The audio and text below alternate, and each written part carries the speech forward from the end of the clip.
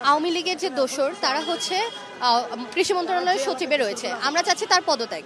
সে নিজে যে সিটে বসে আছে সে হচ্ছে অন্যান্য আওয়ামী লীগ আবার নতুন করে ওইখানে বসাতে চাচ্ছে, তাহলে এটা পুনর্বাসন হয়ে যাচ্ছে, তাহলে তো আমাদের গণঅভ্যুত্থানের কোনোই হলো না। এখন আমরা চাচ্ছি একমাত্র আমাদের একটাই দাবি, তার পদত্যাগ। আমরা সাধারণ শিক্ষার্থীরা যাচ্ছি, আমরা তার পদত্যাগ। এখানে যারা সবাই আছে সবাই হচ্ছে শিক্ষার্থী, সবার একটাই দাবি, শুধুমাত্র তার পদত্যাগ। নতুন করে আওয়ামী লীগের পুনর্বাসন আমরা করতে দিব না আমাদের দেশে।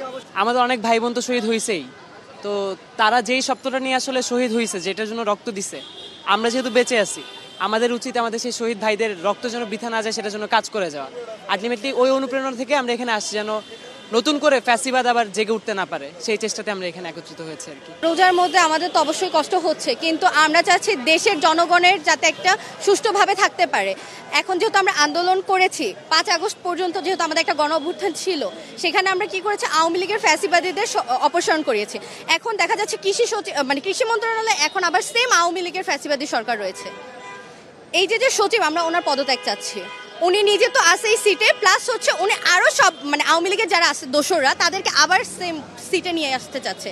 এখন আমরা চাচ্ছি ওনার পদত্যাগ, যাতে নতুন করে আবার আওয়ামী লীগ এই দেশে জন্ম না নিতে পারে। আমরা বিগত 1 মাসের উপরে বিভিন্ন ধরনের ফ্যাসিবাদ শক্তির পক্ষের আমলাদেরকে সরানোর জন্য আমরা বিভিন্ন ধরনের স্মারকলিপি এবং বিভিন্ন ধরনের দরখাস্ত আমরা বিভিন্ন উপদেষ্টাকে দিয়ে এসেছি।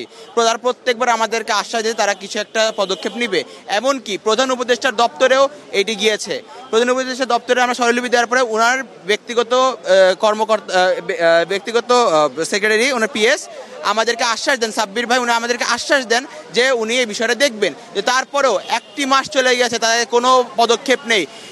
এই ফ্যাসিবাদী আমলারা কিছুদিন আগেও এইখানে বিভিন্ন ধরনের আওয়ামী লীগ পন্থী লোকজনদেরকে ঢুকাচ্ছে।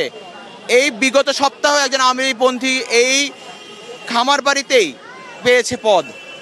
আমাদের কথা, এত রক্ত ঝরানোর পরও, এত কিছুর পরও কেন আওয়ামী পন্থী লোকজনরা এরকম সুযোগ সুবিধা পাবে? তারা কেন বিভিন্ন ধরনের ইম্পর্টেন্ট পদগুলো পাবে?